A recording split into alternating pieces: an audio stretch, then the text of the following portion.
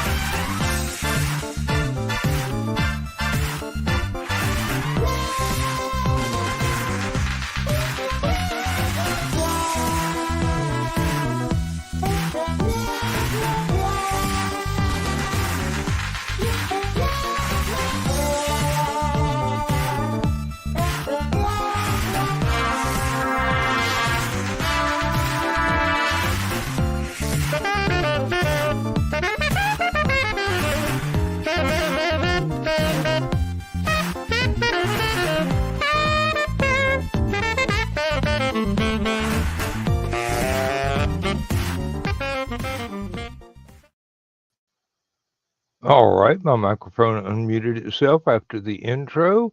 Joe Bachman is calling it a night, so he won't be with us this evening.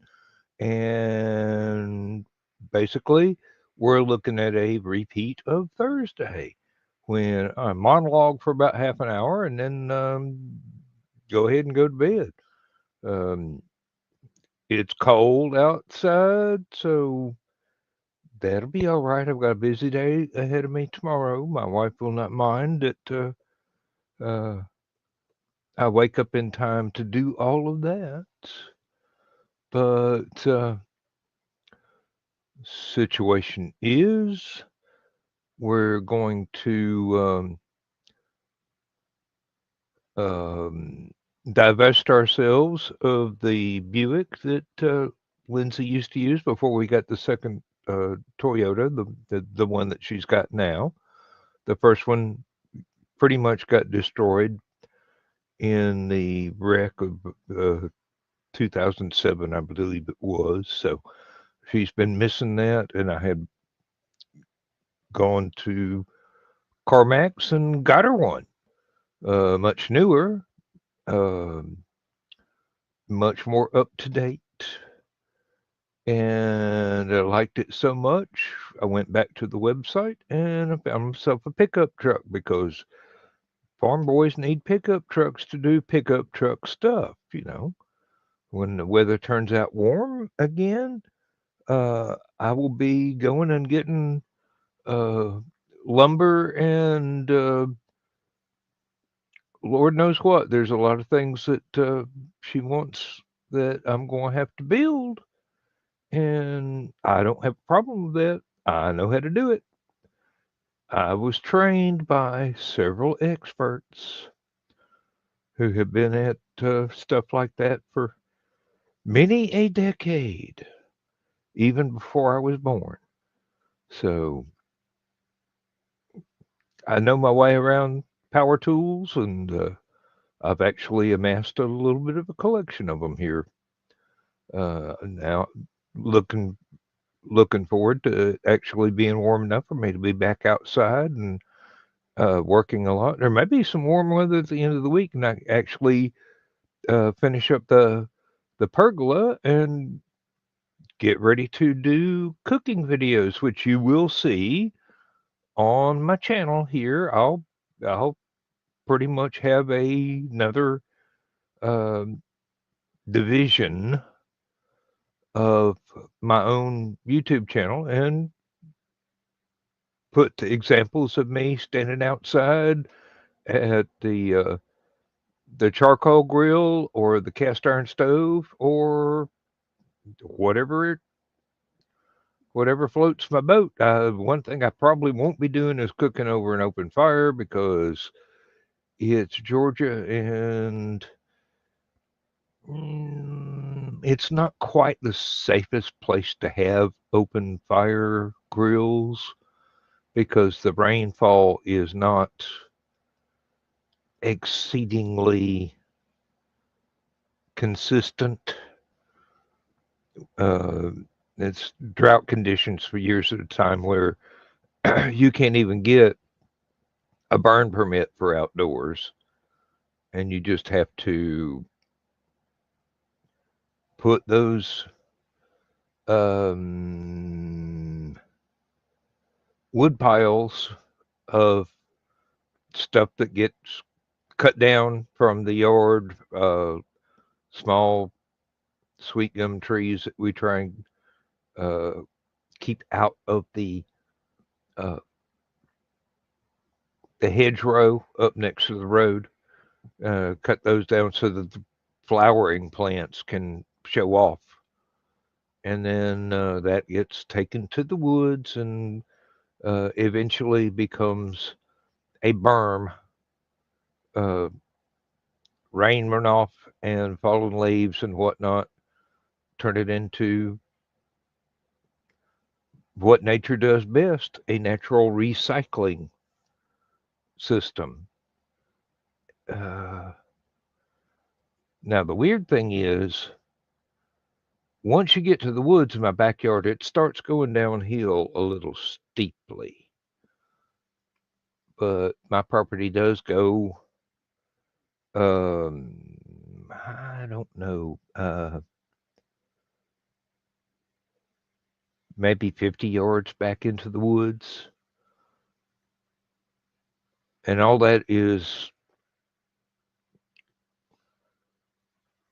slowly clearing itself from snowstorms and lack of rain and trees falling over. I may have to buy myself a tractor here one of these days just so I can have something that has a scraper blade. I can just push stuff all the way back to the property line, let it pile up there, and let the leaves hit it, let the rainwater runoff hit it. Won't be plowing back there or anything. And it's far too steep to put any buildings on. All my outbuildings are on the flat part of the backyard. And behind those, it starts to slope down gradually. Now, I could do it like the Incas did and build a system of terraces and gradually increase the height of the terraces until I finally get more level ground. But that seems like an awful lot of work for a retiree to be undertaking. I mean, if I was 25 again and didn't have all of this and all the years of seniority that took me to accumulate this, I might have done exactly that. And because of the rainwater runoff and the way that the dirt in the forest kind of washes downhill, I could have probably, if I had started it when I first bought the property, I could have raised the bottom of the hill up a good 3 feet by now, but it would be, leaves, uh, rainwater runoff, dirt that washed down, just letting it build up, and the same with the berms, basically wood piles, but not burnable wood piles. Just let it become a natural terrace. But, that's neither here nor there. Uh, it's nice to have some woods I can walk around in, even though it's not safe to hunt down there. It's a great place for deer, really. Um, the woods behind the house are full of deer. Unfortunately, they're also full of coyotes. Had a next door neighbor who lost her entire koi pond to one hungry bear one night. It just came up right to their door, more or less, and caught fish till there weren't no fish left to catch, and then wandered back into the woods. They knew it was a bear because it left its footprints behind in the mud. But, I don't think that they were um, too concerned with restocking the koi pond after that. I mean, it's like filling a cat's food bowl. It's going to get empty really quick, no matter how many times you top it off. So yeah, and they're some of the local people hunt feral dogs and feral pigs that have escaped from different farms, and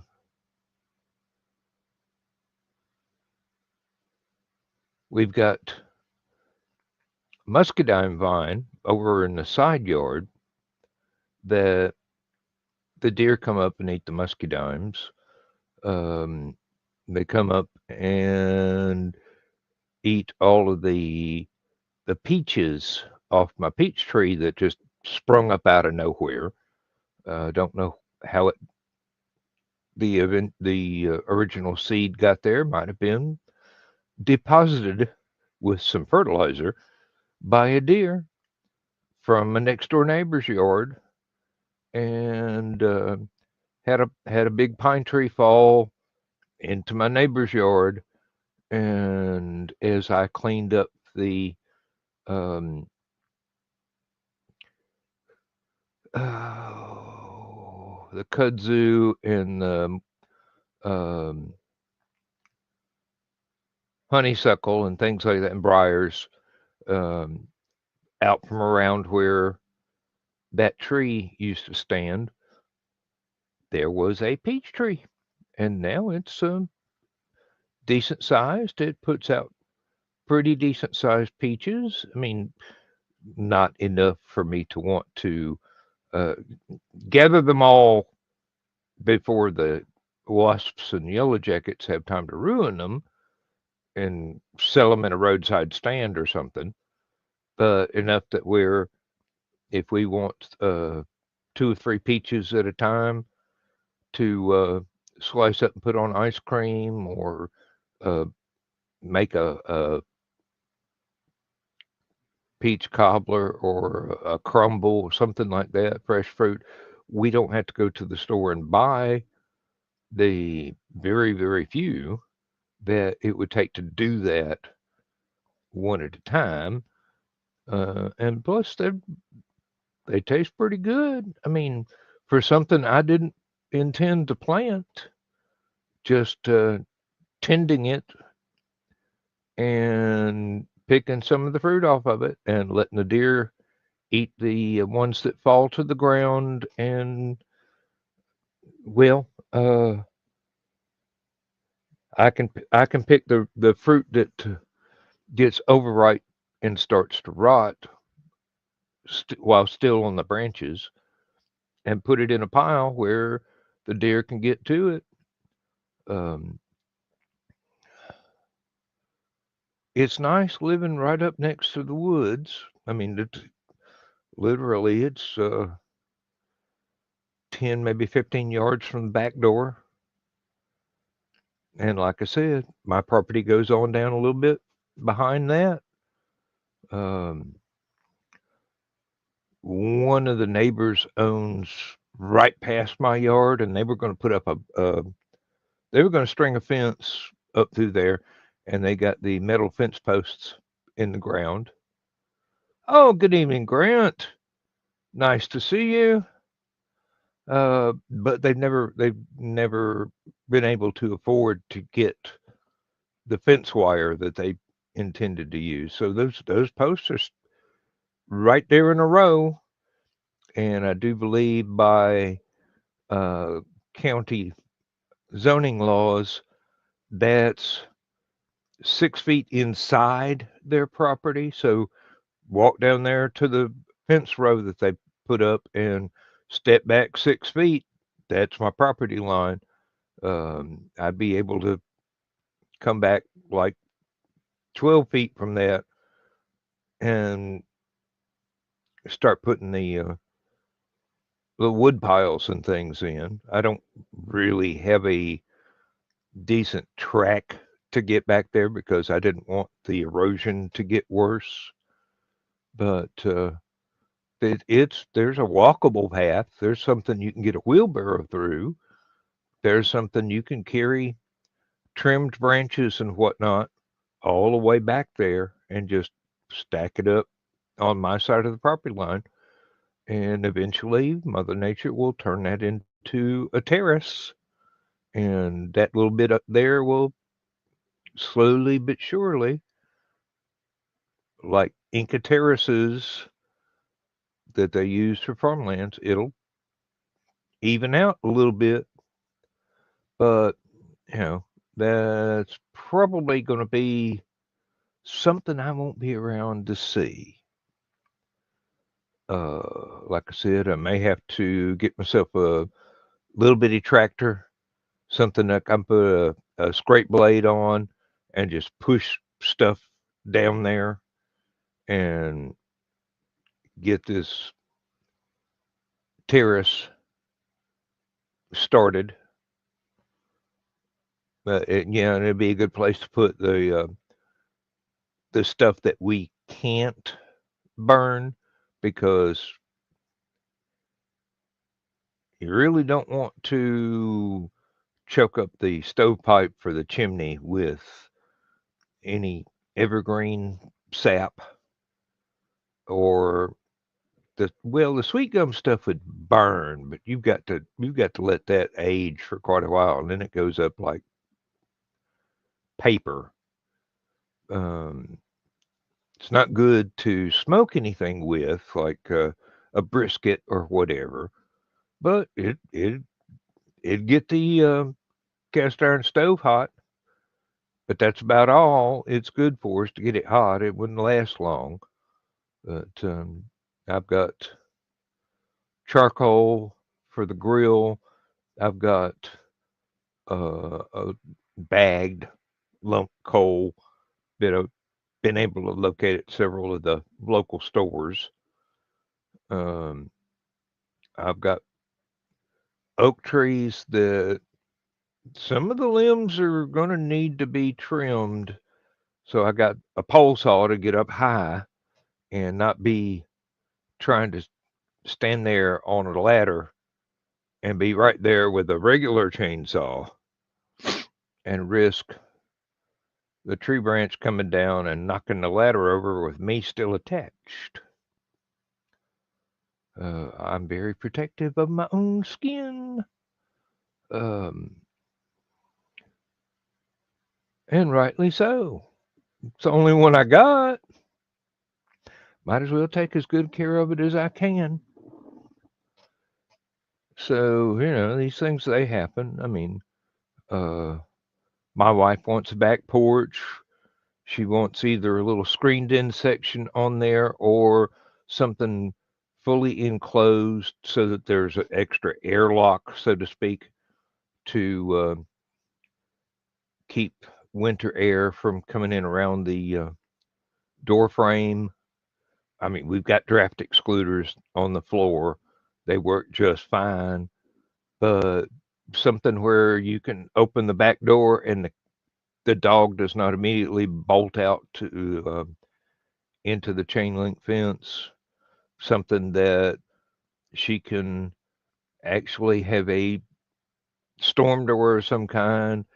She can quit having to walk out in the rain to feed the cats. Just put the food bowls inside the little airlock and prop the one door open, or even have a cat flap on that door.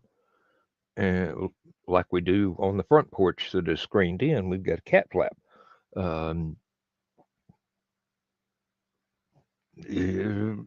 Eventually, I'm going to have to run an electrical line out to the barbecue grill area so that I can have lights, and I've got a vent hood that I'm going to recycle from our kitchen. It's already been removed.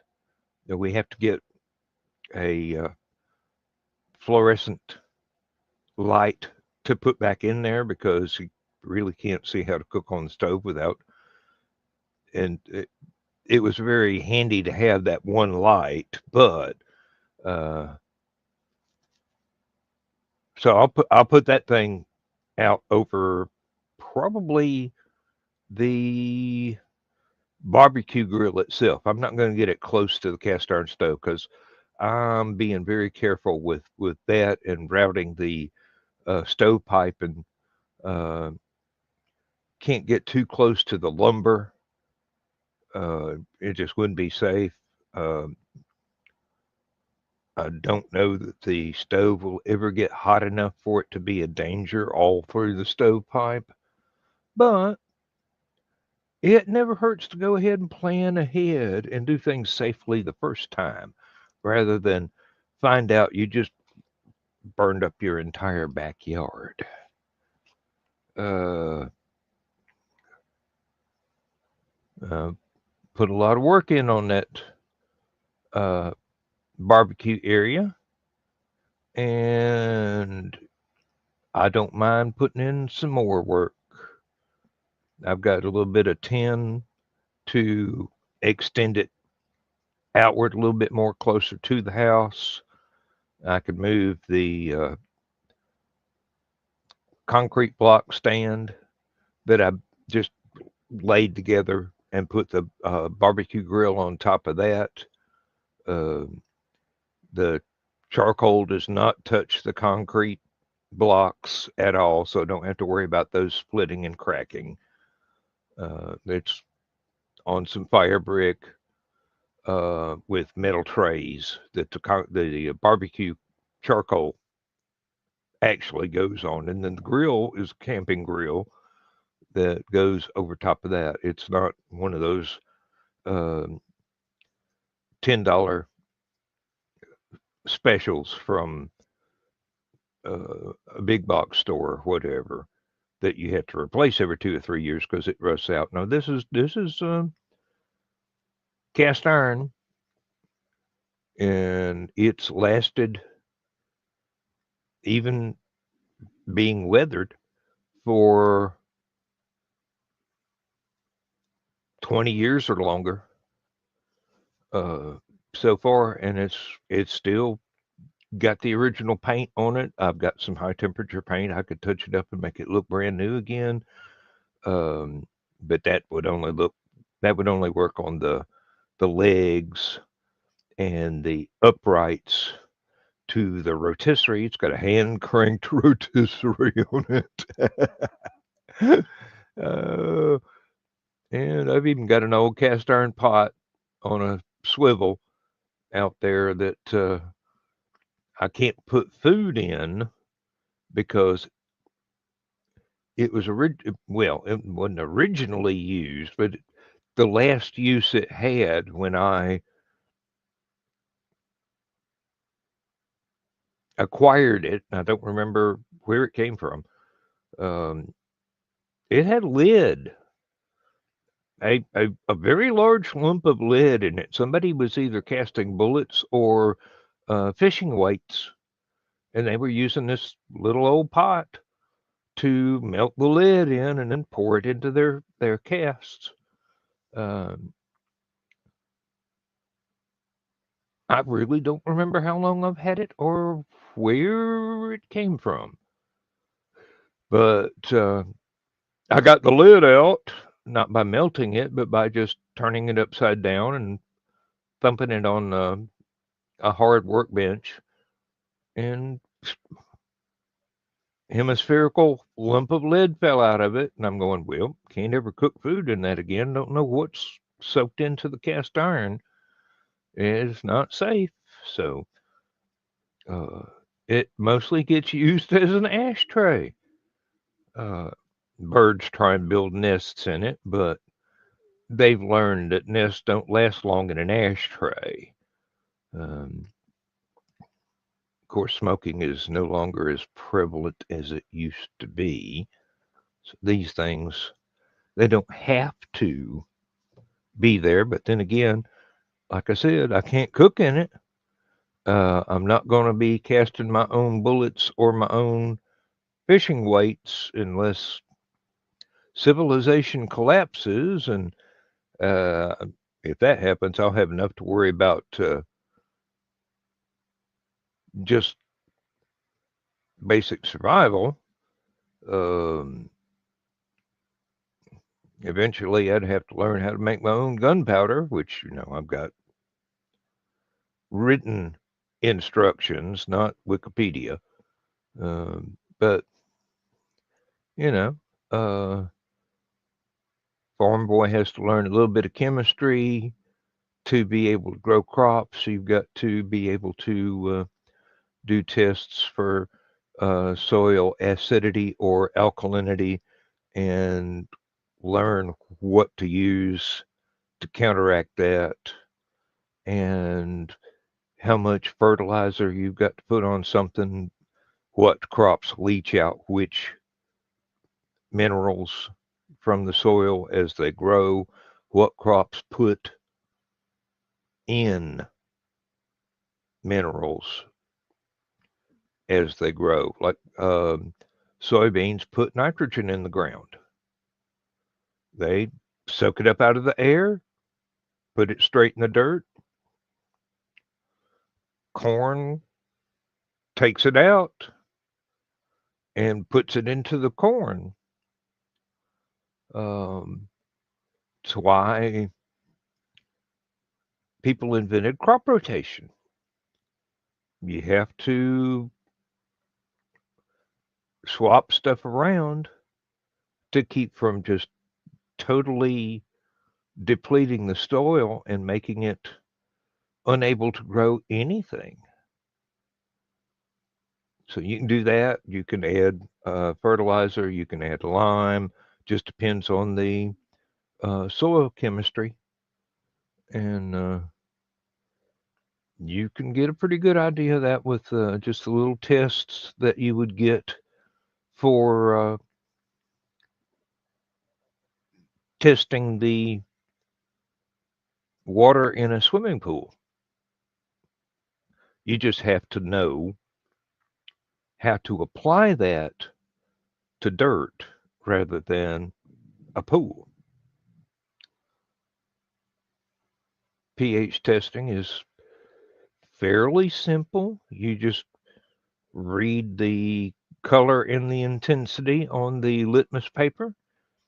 If it's blue, it's one thing. If it's pink, it's another. How dark it is gives you a certain measure of how alkaline or how acidic it is. And Bob's your uncle.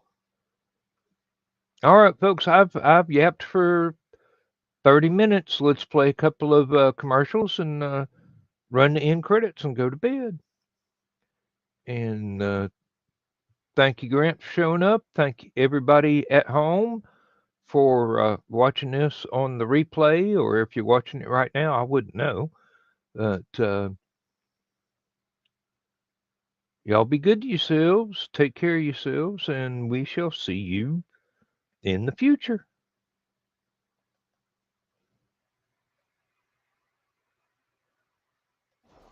Hello, I'm Dan Hollifield. I'm the senior editor and publisher of Aphelion Webzine, the world's oldest free creative writing e-zine since 1997. Since then, we have helped over 500 amateur writers learn what they needed to turn pro.